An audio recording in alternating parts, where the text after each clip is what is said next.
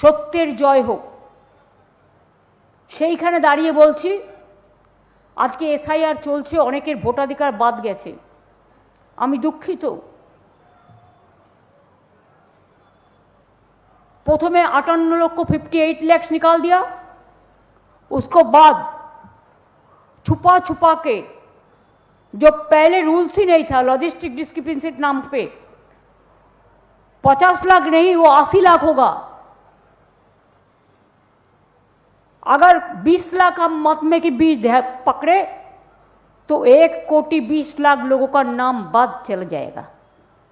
मैंने खुद जाके फाइट किया सुप्रीम कोर्ट में, मेरे को पिटीशन अभी भी पेंडिंग है, लेकिन आज ऑर्डर देने का बाद भी बहुत दिन हो गया, हमको पता नहीं है 28 तारीख में जो लिस्ट निकालेगा 14th हो जाने का बाद भी as per supreme court rules ये लोगों ने छुपा छुपा के, छुपा रुस्तम लोगों ने 1,20,00,000 लोगों को नाम उतार दिया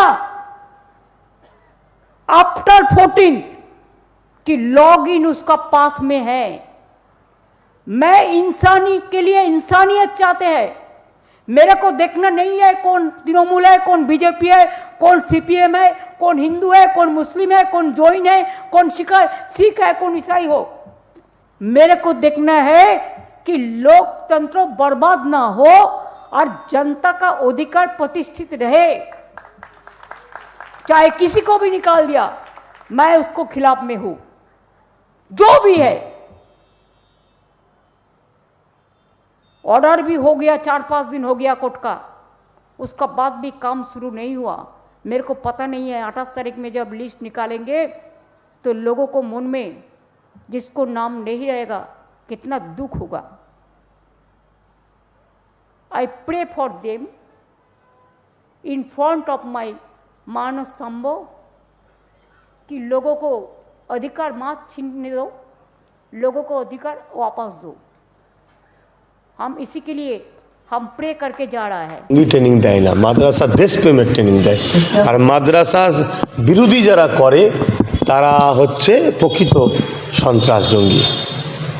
আমরা দেখছি একেবারে তৃণমূল নেতারা একেবারে বলছে যে আইএসএফ যারা করবে তাদেরকে ঘর দেওয়া হবে না, এবং এই নিয়ে একেবারে ঠেট চলছে, এবং 3টে অঞ্চলের মধ্যে ঘর বন্ধ করে দিয়েছে। কোনো তৃণমূল কংগ্রেসের কোনো একটা এমএলএ তিনি বলছেন 26 আমাদের জেতালে সেই সব জায়গাগুলো আমরা ঘর দিয়ে দেবো। কী বলবেন? কালকে তো বলবে যে আমাদেরকে যারা এটা দেবে না, আমাদেরকে যারা ওটা আজকে ভোট চাইছে, কালকে আরও কিছু দাবি করতে পারে, আরও কিছু দাবি করতে পারে। যেমন ওই কি বলে সন্দেশকালে কী কম শুনেছিলাম, কত সত্য মিথ্যা জানি না, তো আরও কিছু দাবি করবে, যেগুলো না দিলে তাদেরকে এই দেবো না, তাদেরকে ওই দেবো। সরকার যখন বলবে আমি দিচ্ছি তখনই দুঃখের বিষয়, দেশ দিচ্ছে। অতএব এটা সংবিধান বিরোধী কথা বলেছে, তার বিরুদ্ধে সংবিধান বিরোধীর মামলা হওয়া দরকার। দ্বিতীয় নম্বর কথা, যদি এটা কেউ বলে যে টিএমসিকে ভোট দেয়নি বলে আমরা তাকে ঘর দেবো না, দেবো না, তাহলে আমাদেরও পাবলিকদের বলা উচিত যে আমরা ভোট দিয়েছি, আমাদের ভোটে তোমরা নেতামন্ত্রী হয়ে গাড়ি বাড়ি টাকা পয়সা কোটি কোটি টাকা সম্পদ তৈরি করলে, আমরা বিনিময়ে পেলাম কি? অতএব আমরা তোমাদেরকে আর ভোট দেবো না, আমরা নিজেদের ভোট নিজেরাই নেবো, নিজেরাই সরকার করে নেবো। এক। দ্বিতীয় নম্বর কথা হচ্ছে আমরা ভোট দেবো টিএমসিকে, আর টিএমসিকে বিজেপির আইনকে সাপোর্ট করবে, তাহলে টিএমসিকে আর ভোট দেওয়া উচিত হবে না? এমনি তো উচিত নয়, আমি বলে বেড়াচ্ছি। তো এগুলো মানুষকে ধমকে চমকে কোনো দিক দিয়ে যখন পাচ্ছে না, এবার ভয় দেখাচ্ছে ঘর দেবো না আর দেবো না। আরে সরকারটাই থাকবে কি 26-এ, তার কোনো গ্যারান্টি না, দিবি কোথা থেকে? আমরা বসিয়েছি কাউকে, আমাদের দেশের ট্যাক্সের টাকা তার দায়িত্বে আছে, সে মানুষকে ভাগ করছে বিভিন্ন পরিকল্পনার মাধ্যম দিয়ে। তাকে যদি আমরা বসতেই না দিই, যেমন বিগত দিন বাম সরকার ছিল, মানুষ যখন সরিয়ে দিয়েছে, সে সরকার আর কিছু করতে পারছে? তার আগে কংগ্রেস ছিল, সরিয়ে করতে পারছে? তা আজকে এরা রয়েছে, এদের বড় বড় কথা, তবে এই কথাতে পুরো পার্টির ভাবমূর্তি নষ্ট হচ্ছে। হয়তো 10 জন ভুল করছে, কিন্তু পুরো পার্টি এর বিরুদ্ধে প্রস্তাব না নেওয়ার জন্য পুরো পার্টির সমস্ত শ্রেণীর কথা মানুষ এ কথাকে অ্যাকসেপ্ট করছে, এটা প্রমাণ হচ্ছে। তাই আগামী দিন এর বিচার মানুষ করবে। আমরা দেখলাম একেবারে তৃণমূলের ডাবরের নেতা ছিল কাইজার আহমেদ, তাকে একেবারে খুন করার ষড়যন্ত্র করেছে ক্যানিংপুর বিধানসভার বিধায়ক শওকত মোল্লার নাম উঠছে, এবং তিনি এই নিয়ে মামলা করেছে। এই নিয়ে কী বলবেন? দেখুন, টিএমসির লোককে মারছে, এটা তো দিনের মতো সত্য। সেখানে আমার বলার কিছু বেশি নেই, কেন বকটুয়েতে শুরু করে বা ভাঙরে ওই যে কি আব্দুর রাজ্জাক যে ভাইটাকে মেরে দিল, সব তো এরম দ্বারা অহরহ হচ্ছে, অনেক জায়গায় হচ্ছে। তো টিএমসিকে মারছে। এবং সিদ্দিকুল্লাহ সাহেব, তাকেও নাকি তার দলের লোকেরাই কি ঝাঁটাফাটা দেখেছে, নাকি মারতে গেছে, গাড়ি ফাড়ি নাকি হয়েছে। এরকম অহরহ হচ্ছে। আমার রাজ্যের সরকার, তার কপাল নাকি তার নিজেদেরই সব কে কোনো সব ফাটি দিয়েছে।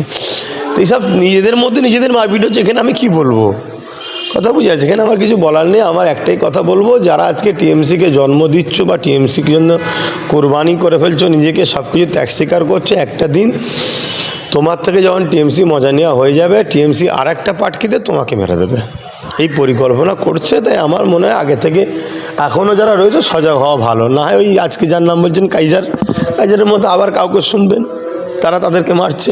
আজকে যে মারছে কালকে তাকে মারার জন্য আর একটা গ্রুপ উঠবে, তাকে মারছে। এরকম হবে, ওরা নিজেরাই মারপিট করছে।